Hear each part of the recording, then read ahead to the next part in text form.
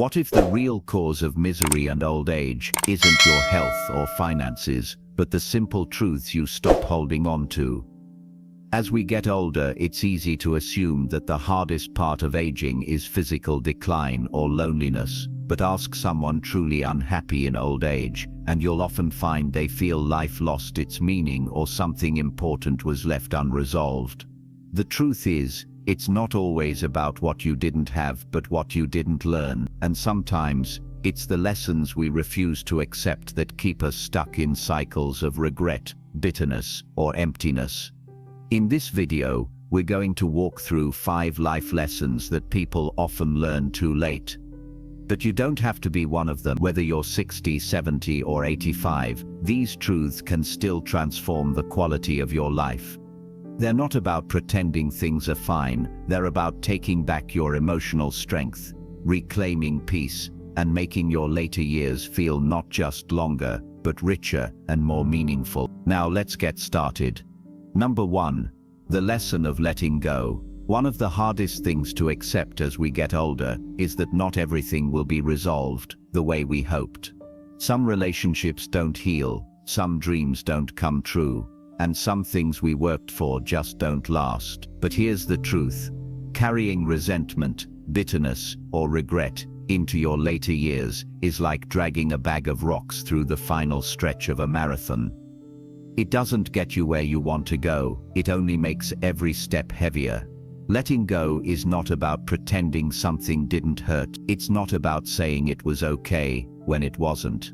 Letting go is about choosing peace over the illusion of control. It's understanding that life doesn't owe us closure, and people don't always give us the apology we deserve. But that doesn't mean we have to stay stuck in the pain. In fact, the older we get, the more we realize clinging to what hurt us only takes away from the time and energy we could be using to build joy. Psychologically, holding on to emotional wounds keeps the body in a stress state. Cortisol levels stay elevated, blood pressure rises, and more importantly, we lose connection with the present moment. We become preoccupied with the past, replaying old arguments, regrets, or what-ifs, when in truth, none of that can be changed. But what can change is how we carry it. That's where healing begins. Take Joyce, for example. She's 79. She spent nearly 20 years resenting her brother for not visiting her when their mother passed away.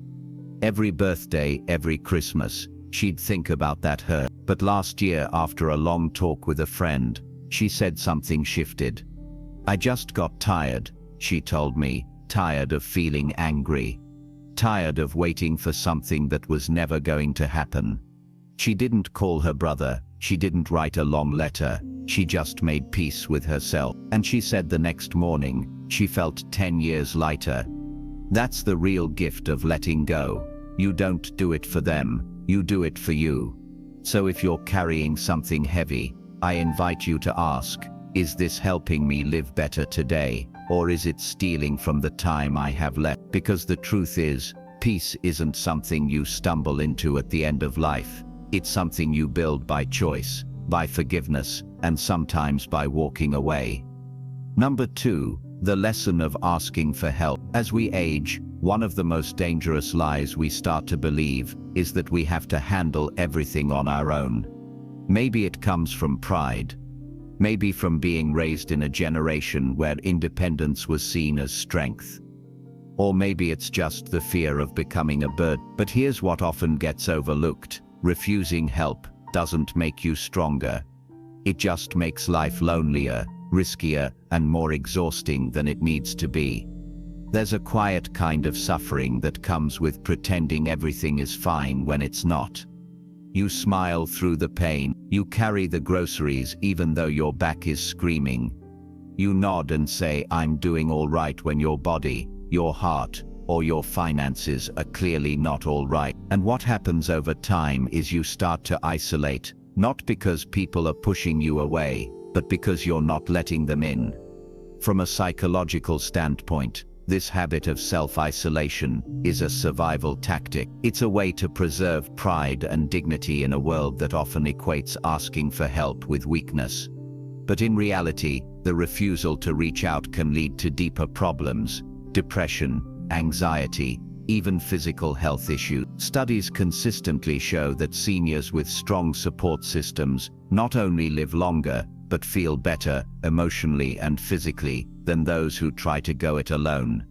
Think about just having someone to talk to ask for a ride, or to help read through medical paperwork can be the difference between peace of mind and overwhelming stress.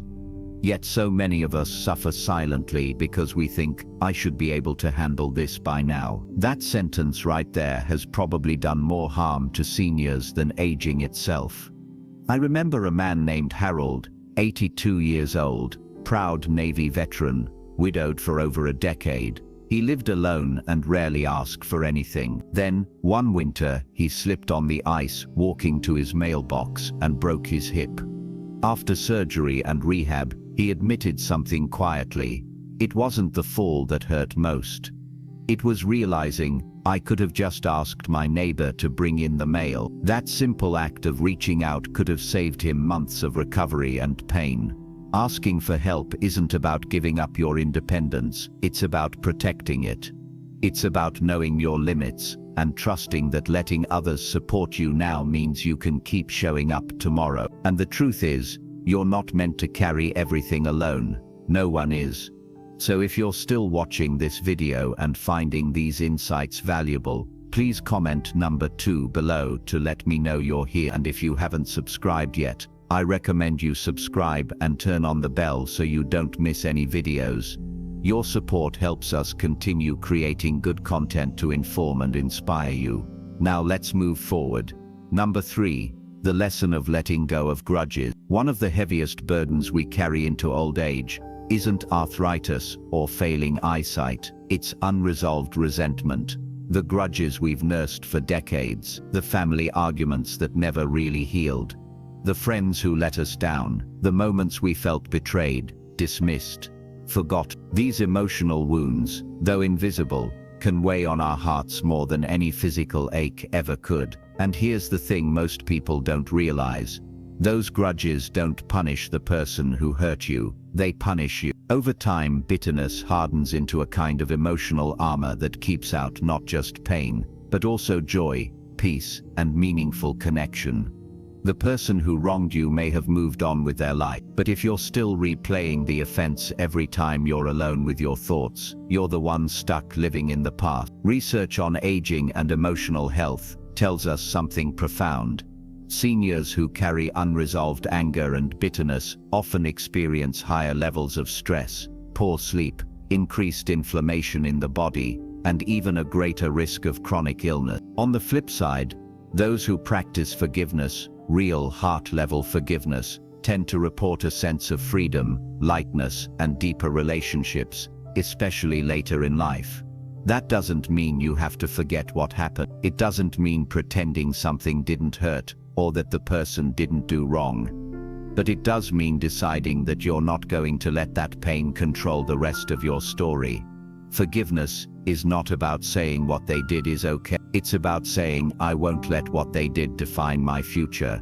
There's also something else to consider. As we grow older, the number of days ahead is shorter than the days behind. Time becomes more precious. So the question becomes, do you really want to spend that time rehearsing old injuries? Or would you rather spend it creating peace within yourself, and maybe, just maybe, mending a few broken fences? I knew a woman named Lorraine, 79 years old, who hadn't spoken to her sister in over 30 years. No one even remembered what the original fight was about. One day, Lorraine sat down, wrote a short letter that simply said, don't remember exactly what we fought about. I just know I miss you." A week later, her sister called. They laughed, they cried, and they got 3 more years together before her sister passed. 3 years she wouldn't have had if she'd waited. Grudges might feel like protection, but really they're prisons, and the key to the door is already in your hands. You don't need to wait for someone to apologize or make it right. You can decide right now to release the anger, not for them, but for you, because you deserve peace. You've earned it. Don't let bitterness steal one more good moment from your life.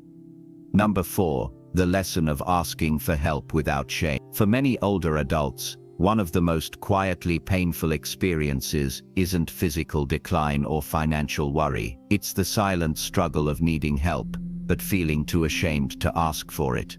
Somewhere along the way, we were taught that strength meant doing everything ourselves, even when it hurt. That independence is a badge of honor, and asking for help somehow means we're weak, failing, or becoming a burden. But let me ask you this. Would you ever call a friend weak for needing support? Would you see your neighbor as a failure because they needed a hand? Of course not. So why do we treat ourselves so harshly? Why do we suffer in silence instead of leaning on those who care About us? The truth is, needing help as we age is not only normal, it's human. Our bodies change, our energy shifts, and life gets more complicated. But here's the catch: the longer we avoid asking for help, the more isolated we become. And isolation is one of the most dangerous health risks facing seniors today. It's been linked to everything from heart disease and high blood pressure to depression and cognitive decline. The shame we attach to vulnerability often comes from outdated beliefs. Generations ago, people didn't live this long. They didn't deal with the same complexity of modern aging, technology, health systems, finances, and sometimes the lack of nearby family. So when we expect ourselves to just figure it out, we're often holding ourselves to an impossible standard. There's another side to this. By asking for help, you actually strengthen your relationships. People want to feel needed. Your son, your daughter, your neighbor, even your old friend from church, they often want to show up for you, but they can't read your mind. When you open that door, even just a crack, you give them the chance to connect with you in a real and meaningful way. I remember a man named Harold, 83 years old. He lived alone after his wife passed, and he used to dread asking his daughter to take him to the grocery store. He felt like a nuisance. But one day, he finally asked. And you know what? His daughter told him it was the best part of her week. That little trip turned into their weekly ritual. It became their time to laugh, share stories, and simply be together. What Harold thought was an imposition turned out to be a gift. So if you're struggling with something, getting to appointments, keeping track of medications, understanding new devices, or just needing someone to talk to, please don't let pride get in the way of your peace. Asking for help isn't giving up, it's growing up. It's honoring yourself enough to say, I matter, and I don't have to go through this alone. If you're still watching this video and finding these insights valuable, please comment number 4 below to let me know you're here. And if you haven't subscribed yet, I recommend you subscribe and turn on the bell so you don't miss any videos. Your support helps us continue creating good content to inform and inspire you. Now let's move forward. Number 5, the lesson of letting go of control. As we grow older, one of the hardest lessons life demands we learn is this: we can no longer control everything, and trying to do so only makes us more miserable. Whether it's our adult children making choices we don't agree with, our bodies no longer doing what we want them to, or the world changing in ways we barely recognize, we're constantly reminded that our grip is looser than it used to be. And that's not a sign of failure, it's a sign of reality. Control often feels like safety. It gives us the illusion that if we just plan enough, worry enough, or fight hard enough, we can stop bad things from happening. But here's what really happens when we chase control. In our later years, we get anxious, we get frustrated, and we alienate the very people we care about most. Trying to control what we can't only creates tension, both inside our hearts and in our relationship. Letting go doesn't mean giving up. It means loosening the emotional grip on things that aren't ours to manage anymore. It means accepting that the world keeps turning, even if it doesn't do so the way we would have chosen. It means recognizing that the peace we seek doesn't come from everything going our way, but from our ability to stay steady when it doesn't.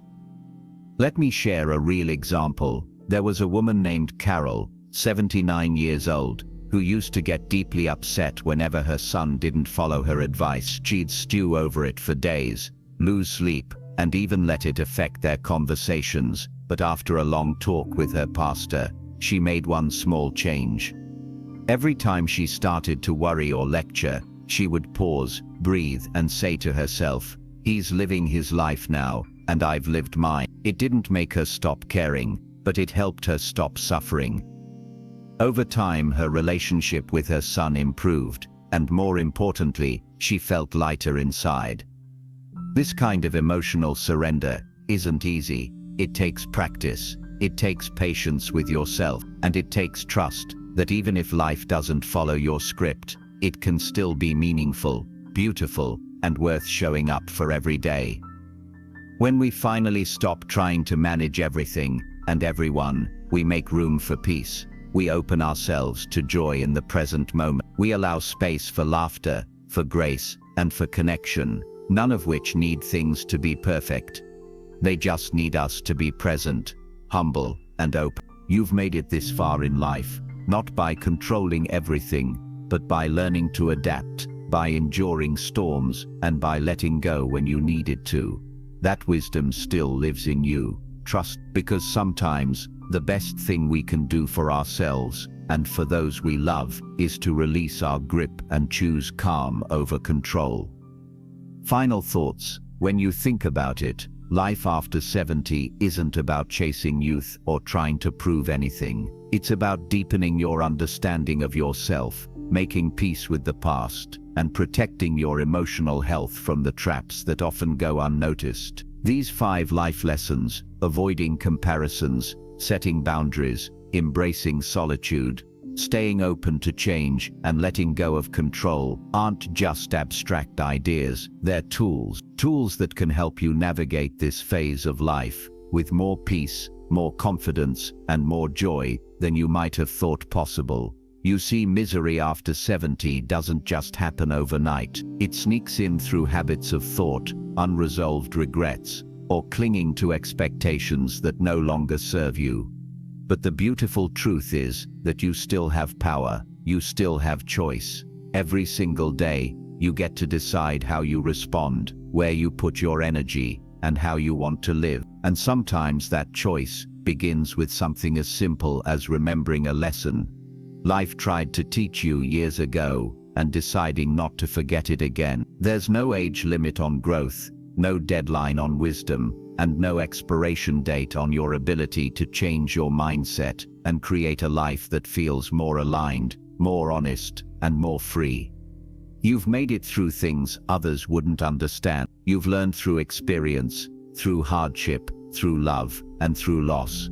And all of that has shaped a version of you that deserves peace, not pressure, that deserves joy, not judgment, that deserves calm, not chaos. So whether you're watching this because you feel a little lost, or just because you're always seeking to better yourself, know this: it's not too late, you're not too old, and you're certainly not alone. The more you honor these simple but powerful life lessons, the more you'll find that happiness isn't something that passed you by. It's something you can still create, starting today. Thank you for joining us today. We'd love to hear from you. Leave a comment below and share one thing you learned today, and how you plan to use it in your life. Your thoughts are important to us, so don't hesitate to share them. Reading your comments gives us great motivation and encouragement. If you enjoyed this video and found it helpful, please like, subscribe, and share. Your support helps us continue creating good content to inform and inspire you. Thanks for watching, and we look forward to seeing you in the next video.